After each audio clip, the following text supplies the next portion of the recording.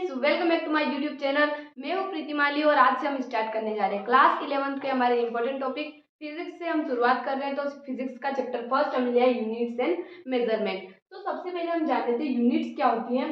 तो a word और group of symbols which represent the quantity uniquely is called unit. For example, mass है unit KG और gram, time है unit second, hours और minute. यानी कि किसी भी फिजिकल क्वांटिटी को यूनिकली रिप्रेजेंट करने वाले सिंबल्स, उनको हम क्या कहते हैं, यूनिट। जिनको हम ऐसा यूनिट भी कहते हैं जो हमने 9th और 10th में पहले पढ़ चुके हैं। और इस चैप्टर में हमारे सारे फॉर्मूले काम आने वाले जो हमने 9th और 10th फिजिक्स में जितने भी फॉर्मूले पढ़े। अगर आपने उन उन आपको वो फॉर्मूले याद नहीं है तो इस चैप्टर में वीडियोज में आपके सारे फॉर्मूले रिवाइज हो जाएंगे।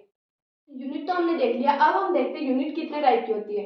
यूनिट दो टाइप की होती है, फंडामेंटल यूनिट और डेराइव्ड यूनिट। फंडामेंटल यूनिट जो होती है, जितनी भी यूनिट्स होती है उनमें से 7 यूनिट ऐसी हैं जो फंडामेंटल है और वो भी अज्यूम्ड की गई है, कि उनको माना गया है कि ये यूनिट है इस क्वांटिटी की।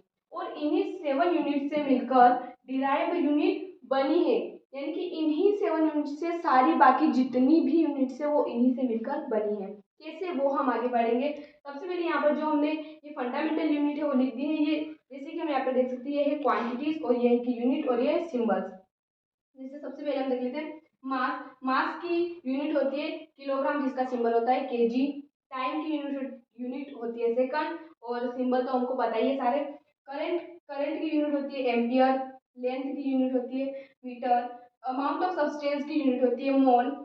लुमिनस इंटेंसिटी, इसकी यूनिट होती है कैंडेला। टेम्परेचर की यूनिट होती है केल्विन। और ये कहीं ना कहीं ये सारी क्वांटिटीज तो हमने पढ़ ली है 9th और 10th में, लेकिन ये जो लुमिनस इंटेंसिटी है ये हम पहली बार सुन रहे हैं। ये हमारे 11th में नया नया आया है। अगर आपने पहले नहीं सुना है तो हम आपको बता देते हैं। लुमिनस इंटेंसिटी यानी कि पावर ऑफ लाइट, इसको मेजर करने के लिए हम काय का यूज करते हैं, कैंडेला। जैसे कि करंट को मेजर करने के लिए हम एम्पियर का यूज करते हैं, वैसे ही पावर ऑफ लाइट को मेजर करने के लिए हम कैंडेला का यूज करते हैं। फंडामेंटल यूनिट्स तो हमने देख ली। अब हम देखते हैं डिराइव्ड यूनिट्स। अभी हमने पढ़ा था कि डिराइव्ड यूनिट जो है फंडामेंटल यूनिट से कहीं ना कहीं वो फंडामेंटल यूनिट से ही मिलकर बनी है। कैसे, जैसे कि फोर्स क्या है, एक डिराइव्ड यूनिट है। तो फोर्स का फॉर्मूला हमें पता है, मास इंटू एक्सेलरेशन। अगर नहीं याद है तो आप इन फॉर्मूले को लिख भी सकते हैं।